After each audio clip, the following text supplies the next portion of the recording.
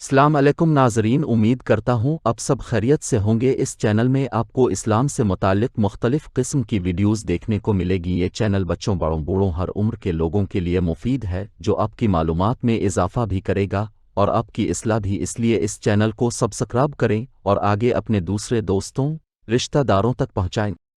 جزاک اللہ۔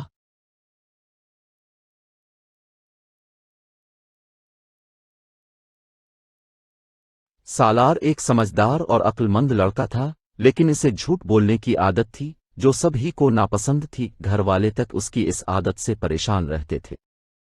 ایک دن علی کو اپنے دوستوں کے ساتھ میدان میں کھیلنے جانا تھا۔ جب اس کی امی نے اسے اجازت نہیں دی تو اس نے اپنی امی سے کہہ دیا کہ وہ اپنے دوست کے گھر پڑھنے جا رہا ہے۔ یہ سن کر اس کی امی نے اسے اجازت دے دی اور اس طرح وہ جھوٹ بول کر اپنے دوستوں کے ساتھ کھیلنے چلا گیا۔ جب وہ میدان میں پہنچا تو سمیع عمر کو گیند کرا رہا تھا۔